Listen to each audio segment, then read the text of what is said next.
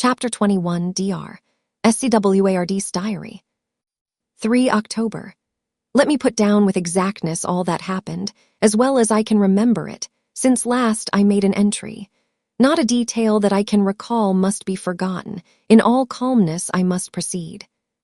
When I came to Renfield's room, I found him lying on the floor on his left side in a glittering pool of blood. When I went to move him, it became at once apparent that he had received some terrible injuries. There seemed none of that unity of purpose between the parts of the body which marks even lethargic sanity. As the face was exposed, I could see that it was horribly bruised, as though it had been beaten against the floor. Indeed, it was from the face wounds that the pool of blood originated. The attendant, who was kneeling beside the body, said to me as we turned him over, "I think, sir, his back is broken. See, both his right arm and leg and the whole side of his face are paralyzed." How such a thing could have happened puzzled the attendant beyond measure. He seemed quite bewildered, and his brows were gathered in as he said, "I can't understand the two things. He could mark his face like that by beating his own head on the floor. I saw a young woman do it once at the Eversfield Asylum before anyone could lay hands on her. And I suppose he might have broke his neck by falling out of bed if he got in an awkward kink. But for the life of me, I can't imagine how the two things occurred. If his back was broke, he couldn't beat his head, and if his face was like that before the fall out of bed, there would be marks of it." I said to him, "Go to Dr. Van Helsing and ask him to kindly come here at once. I want him without an instant's delay." The man ran off, and within a few minutes the professor, in his dressing gown and slippers, appeared. When he saw Renfield on the ground, he looked keenly at him a moment and then turned to me. I think he recognized my thought in my eyes, for he said very quietly, manifestly for the ears of the attendant, "Ah, a sad accident. He will need very careful watching and much attention. I shall stay with you myself, but I shall first dress myself. If you will remain, I shall in a few minutes join you." The patient was now breathing stertorously, and it was easy to see that he had suffered some terrible injury. Van Helsing returned with extraordinary celerity, bearing with him a surgical case. He had evidently been thinking and had his mind made up, for almost before he looked at the patient, he whispered to me, "Send the attendant away. We must be alone with him when he becomes conscious, after the operation." So I said, "I think that will do now, Simmons. We have done all that we can at present. You had better go your round, and Dr. Van Helsing will operate. Let me know instantly if there be anything unusual anywhere." The man withdrew, and we went into a strict examination of the patient. The wounds of the face was superficial. The real injury was a depressed fracture of the skull, extending right up through the motor area. The professor thought a moment and said, "We must reduce the pressure and get back to normal conditions, as far as can be. The rapidity of the suffusion shows the terrible nature of his injury. The whole motor area seems affected. The suffusion of the brain will increase quickly, so we must trephine at once or it may be too late." As he was speaking, there was a soft tapping at the door. I went over and opened it and found in the corridor without Arthur and Quincy in pajamas and slippers. The former spoke. "I heard your man call up Dr. Van Helsing and tell him of an accident, so I woke Quincy, or rather called for him, as he was not asleep. Things are moving too quickly and too strangely for sound sleep for any of us these times. I've been thinking that tomorrow night will not see things as they have been. We'll have to look back and forward a little more than we have done. May we come in?" I nodded and held the door open till they had entered, then I closed it again. When Quincy saw the attitude and state of the patient and noted the horrible pool on the floor, he said softly, "My God, what has happened to him? Poor, poor devil." I told him briefly and added that we expected he would recover consciousness after the operation, for a short time at all events. He went at once and sat down on the edge of the bed with Godalming beside him. We all watched in patience. "We shall wait," said Van Helsing, "just long enough to fix the best spot for trephining, so that we may most quickly and perfectly remove the blood clot, for it is evident that the hemorrhage is increasing." The minutes during which we waited passed with fearful slowness. I had a horrible sinking in my heart, and from Van Helsing's face, I gathered that he felt some fear or apprehension as to what was to come. I dreaded the words that Renfield might speak. I was positively afraid to think, but the conviction of what was coming was on me, as I have read of men who have heard the death watch. The poor man's breathing came in uncertain gasps. Each instant he seemed as though he would open his eyes and speak, but then would follow a prolonged, stertorous breath, and he would relapse into a more fixed insensibility. Inured as I was to sick beds and death, this suspense grew and grew upon me.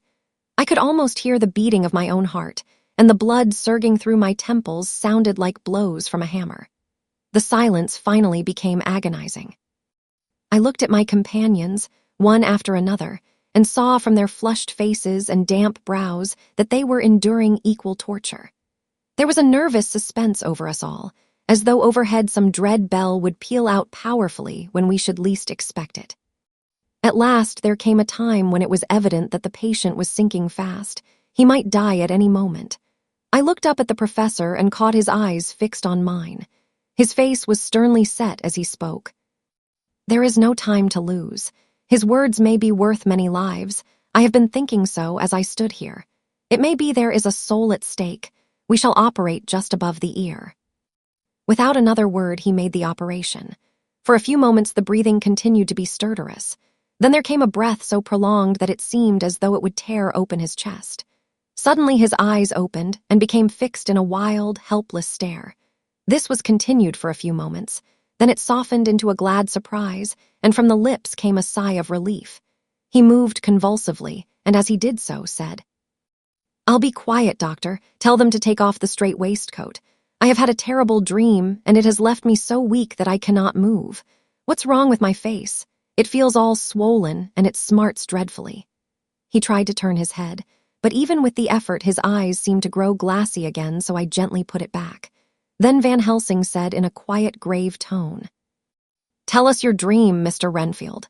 As he heard the voice, his face brightened through its mutilation, and he said, "That is Dr. Van Helsing. How good it is of you to be here. Give me some water, my lips are dry, and I shall try to tell you. I dreamed—" He stopped and seemed fainting. I called quietly to Quincy, "The brandy, it is in my study, quick." He flew and returned with a glass, the decanter of brandy and a carafe of water. We moistened the parched lips, and the patient quickly revived. It seemed, however, that his poor injured brain had been working in the interval, for, when he was quite conscious, he looked at me piercingly with an agonized confusion which I shall never forget, and said, "I must not deceive myself. It was no dream, but all a grim reality." Then his eyes roved round the room. As they caught sight of the two figures sitting patiently on the edge of the bed, he went on, "If I were not sure already, I would know from them." For an instant his eyes closed, not with pain or sleep, but voluntarily, as though he were bringing all his faculties to bear. When he opened them, he said, hurriedly, and with more energy than he had yet displayed, "Quick, doctor, quick. I am dying. I feel that I have but a few minutes, and then I must go back to death or worse. Wet my lips with brandy again. I have something that I must say before I die, or before my poor crushed brain dies anyhow. Thank you. It was that night after you left me when I implored you to let me go away. I couldn't speak then, for I felt my tongue was tied, but I was as sane then, except in that way, as I am now. I was in an agony of despair for a long time after you left me. It seemed hours. Then there came a sudden peace to me. My brain seemed to become cool again, and I realized where I was. I heard the dogs bark behind our house, but not where he was." As he spoke, Van Helsing's eyes never blinked, but his hand came out and met mine and gripped it hard. He did not, however, betray himself. He nodded slightly and said, "Go on," in a low voice. Renfield proceeded. "He came up to the window in the mist, as I had seen him often before, but he was solid then, not a ghost, and his eyes were fierce like a man, when angry. He was laughing with his red mouth. The sharp white teeth glinted in the moonlight when he turned to look back over the belt of trees to where the dogs were barking. I wouldn't ask him to come in at first, though I knew he wanted to, just as he had wanted all along. Then he began promising me things, not in words, but by doing them." He was interrupted by a word from the professor. "How?" "By making them happen, just as he used to send in the flies when the sun was shining. Great big fat ones with steel and sapphire on their wings, and big moths, in the night, with skull and crossbones on their backs." Van Helsing nodded to him as he whispered to me unconsciously, "The Acrontia aedatropos of the sphinges, what you call the death's head moth." The patient went on without stopping. Then he began to whisper, "Rats, rats, rats. Hundreds, thousands, millions of them, and everyone a life, and dogs to eat them, and cats too. All lives, all red blood with years of life in it, and not merely buzzing flies." I laughed at him, for I wanted to see what he could do. Then the dogs howled, away beyond the dark trees in his house. He beckoned me to the window. I got up and looked out, and he raised his hands and seemed to call out without using any words. A dark mass spread over the grass, coming on like the shape of a flame of fire. And then he moved the mist to the right and left, and I could see that there were thousands of rats with their eyes blazing red, like his, only smaller.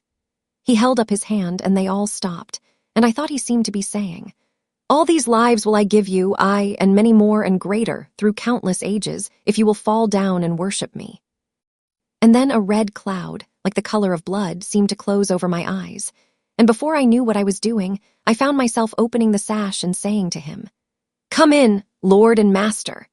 The rats were all gone, but he slid into the room through the sash, though it was only open an inch wide, just as the moon herself has often come in through the tiniest crack and has stood before me in all her size and splendor. His voice was weaker, so I moistened his lips with the brandy again, and he continued, but it seemed as though his memory had gone on working in the interval, for his story was further advanced. I was about to call him back to the point, but Van Helsing whispered to me, "Let him go on. Do not interrupt him. He cannot go back, and maybe could not proceed at all if once he lost the thread of his thought." He proceeded. "All day I waited to hear from him, but he did not send me anything, not even a blowfly, and when the moon got up I was pretty angry with him. When he slid in through the window, though it was shut, and did not even knock, I got mad with him. He sneered at me, and his white face looked out of the mist with his red eyes gleaming, and he went on as though he owned the whole place and I was no one. He didn't even smell the same as he went by me. I couldn't hold him.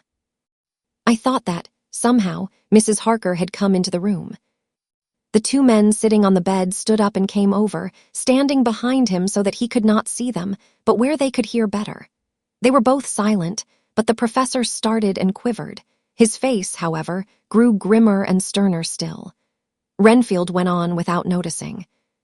"When Mrs. Harker came in to see me this afternoon, she wasn't the same. It was like tea after the teapot had been watered. Here we all moved, but no one said a word." He went on. "I didn't know that she was here till she spoke, and she didn't look the same. I don't care for the pale people. I like them with lots of blood in them, and hers had all seemed to have run out. I didn't think of it at the time, but when she went away I began to think, and it made me mad to know that he had been taking the life out of her." I could feel that the rest quivered, as I did, but we remained otherwise still. So when he came tonight, I was ready for him. I saw the mist stealing in, and I grabbed it tight. I had heard that madmen have unnatural strength, and as I knew I was a madman, at times anyhow, I resolved to use my power. And he felt it too, for he had to come out of the mist to struggle with me. I held tight, and I thought I was going to win, for I didn't mean him to take any more of her life till I saw his eyes. They burned into me, and my strength became like water. He slipped through it, and when I tried to cling to him, he raised me up and flung me down. There was a red cloud before me, and a noise like thunder, and the mist seemed to steal away under the door. His voice was becoming fainter and his breath more stertorous. Van Helsing stood up instinctively. "We know the worst now," he said. "He is here, and we know his purpose. It may not be too late. Let us be armed, the same as we were the other night, but lose no time. There is not an instant to spare." There was no need to put our fear, nay our conviction, into words. We shared them in common.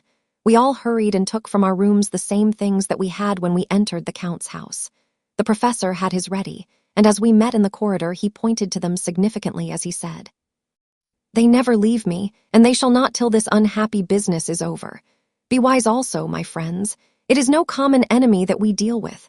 Alas, alas, that dear Madam Mina should suffer." He stopped. His voice was breaking, and I do not know if rage or terror predominated in my own heart. Outside the Harkers' door we paused.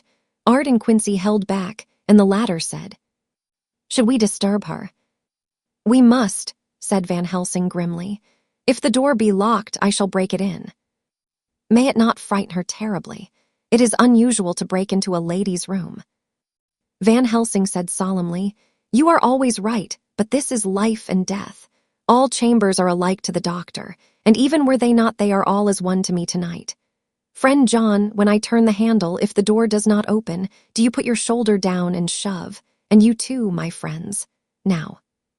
He turned the handle as he spoke, but the door did not yield. We threw ourselves against it. With a crash, it burst open, and we almost fell headlong into the room. The professor did actually fall, and I saw across him as he gathered himself up from hands and knees. What I saw appalled me. I felt my hair rise like bristles on the back of my neck, and my heart seemed to stand still.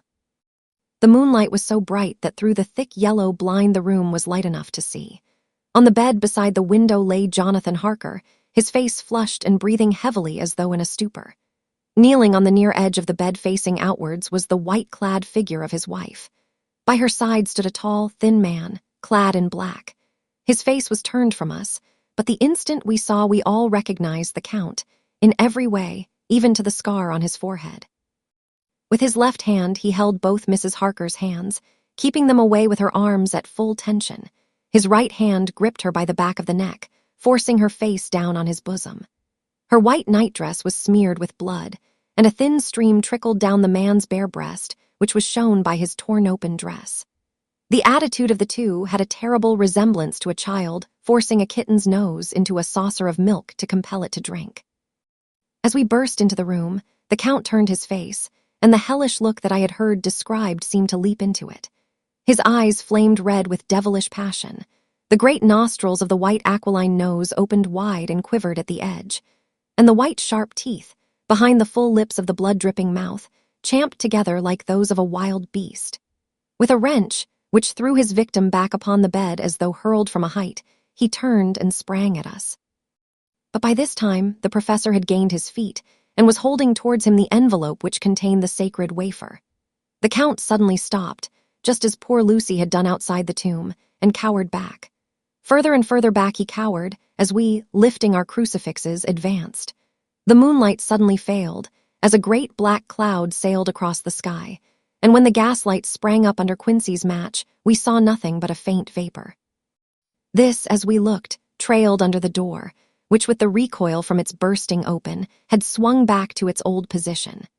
Van Helsing, Art, and I moved forward to Mrs. Harker, who by this time had drawn her breath, and with it had given a scream so wild, so ear-piercing, so despairing that it seems to me now that it will ring in my ears till my dying day. For a few seconds she lay in her helpless attitude and disarray. Her face was ghastly, with a pallor which was accentuated by the blood which smeared her lips and cheeks and chin. From her throat trickled a thin stream of blood. Her eyes were mad with terror. Then she put before her face her poor crushed hands, which bore on their whiteness the red mark of the Count's terrible grip, and from behind them came a low, desolate wail, which made the terrible scream seem only the quick expression of an endless grief. Van Helsing stepped forward and drew the coverlet gently over her body, whilst Art, after looking at her face for an instant despairingly, ran out of the room. Van Helsing whispered to me, "Jonathan is in a stupor such as we know the vampire can produce. We can do nothing with poor Madame Mina for a few moments till she recovers herself. I must wake him."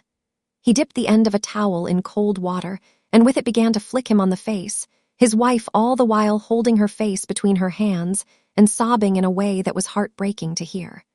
I raised the blind and looked out of the window. There was much moonshine, and as I looked I could see Quincy Morris run across the lawn and hide himself in the shadow of a great yew tree. It puzzled me to think why he was doing this, but at the instant I heard Harker's quick exclamation as he woke to partial consciousness and turned to the bed. On his face, as there might well be, was a look of wild amazement. He seemed dazed for a few seconds, and then full consciousness seemed to burst upon him all at once, and he started up. His wife was aroused by the quick movement, and turned to him with her arms stretched out, as though to embrace him. Instantly, however, she drew them in again, and putting her elbows together, held her hands before her face, and shuddered till the bed beneath her shook. "In God's name, what does this mean?" Harker cried out. "Dr. Seward, Dr. Van Helsing, what is it? What has happened? What is wrong? Mina, dear, what is it? What does that blood mean? My God, has it come to this?" And raising himself to his knees, he beat his hands wildly together. "Good God, help us! Help her! Oh, help her!" With a quick movement he jumped from bed and began to pull on his clothes, all the man in him awake at the need for instant exertion. What has happened? Tell me all about it, he cried without pausing. Dr. Van Helsing, you love Mina, I know. Oh, do something to save her. It cannot have gone too far yet. Guard her while I look for him. His wife, through her terror and horror and distress, saw some sure danger to him. Instantly forgetting her own grief, she seized hold of him and cried out. No, no, Jonathan, you must not leave me. I have suffered enough tonight, God knows, without the dread of his harming you. You must stay with me. Stay with these friends who will watch over you. Her expression became frantic as she spoke, and he yielding to her, she pulled him down sitting on the bedside and clung to him fiercely. Van Helsing and I tried to calm them both.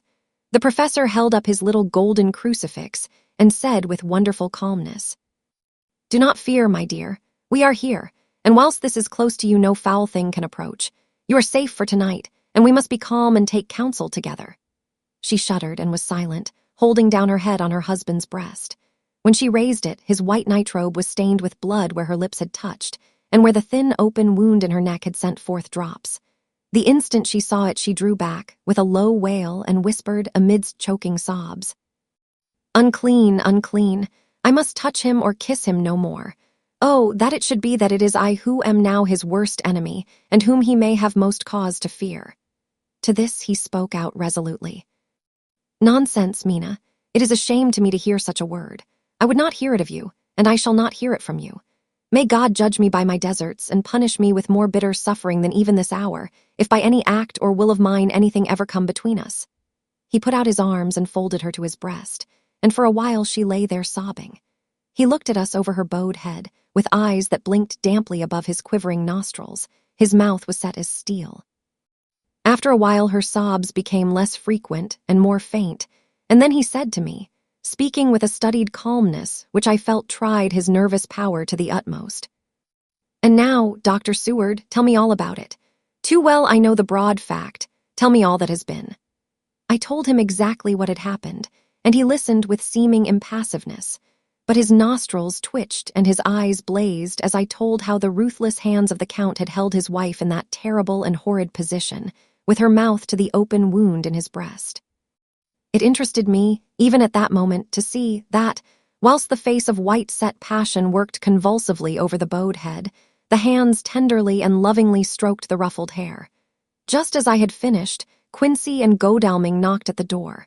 They entered in obedience to our summons. Van Helsing looked at me questioningly.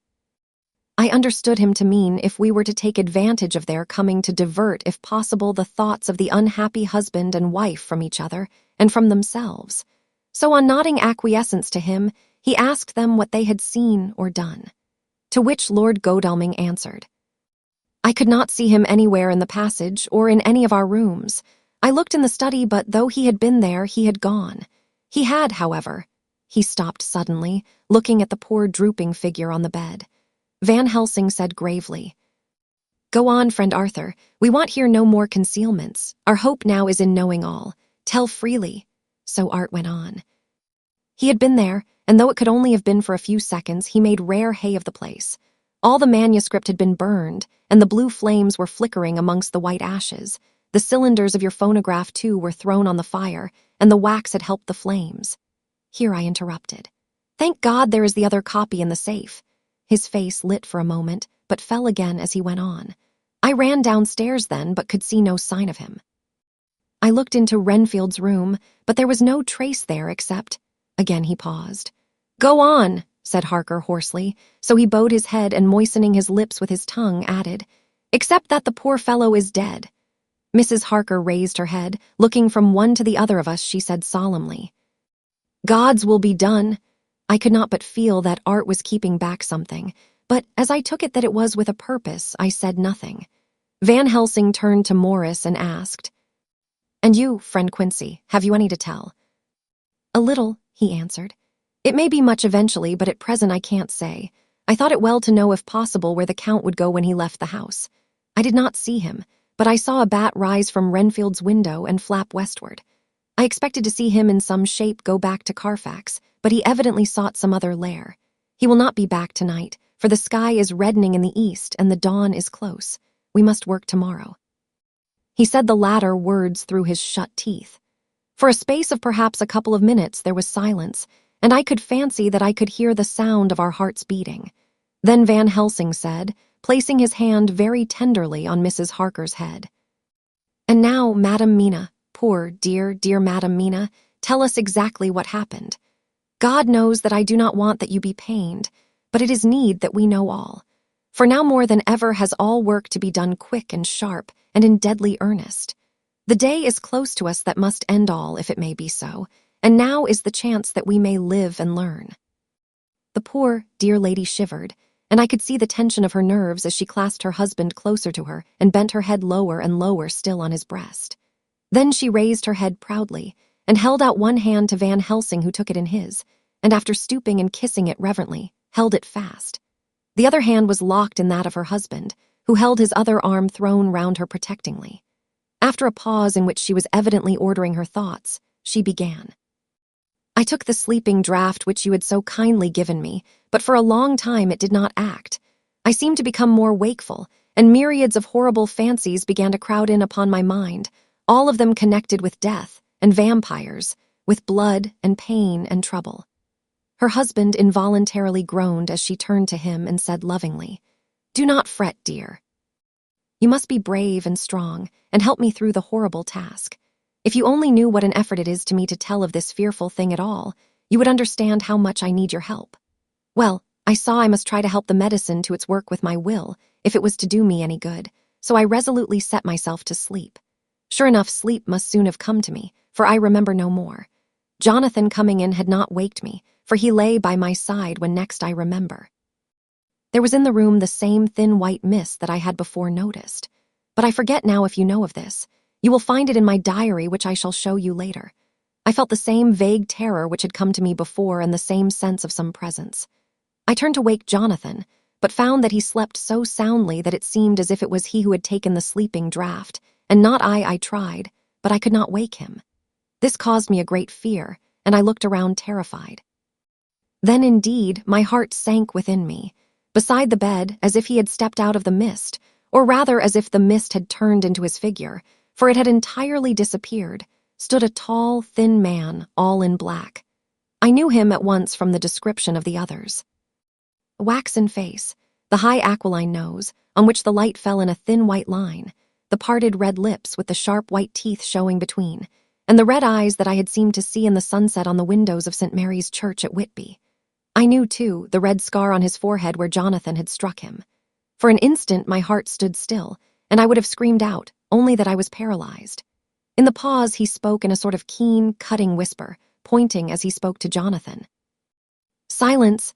If you make a sound I shall take him and dash his brains out before your very eyes." I was appalled and was too bewildered to do or say anything. With a mocking smile, he placed one hand upon my shoulder and, holding me tight, bared my throat with the other, saying as he did so, "First, a little refreshment to reward my exertions. You may as well be quiet. It is not the first time or the second that your veins have appeased my thirst." I was bewildered, and strangely enough, I did not want to hinder him. I suppose it is a part of the horrible curse that such is, when his touch is on his victim. And oh, my God, pity me. He placed his reeking lips upon my throat. Her husband groaned again. She clasped his hand harder and looked at him pityingly as if he were the injured one, and went on. I felt my strength fading away, and I was in a half-swoon. How long this horrible thing lasted I know not, but it seemed that a long time must have passed before he took his foul, awful, sneering mouth away. I saw it drip with the fresh blood. The remembrance seemed for a while to overpower her, and she drooped and would have sunk down but for her husband's sustaining arm. With a great effort she recovered herself and went on. Then he spoke to me mockingly. "And so you, like the others, would play your brains against mine. You would help these men to hunt me and frustrate me in my designs. You know now, and they know in part already, and will know in full before long, what it is to cross my path. They should have kept their energies for use closer to home.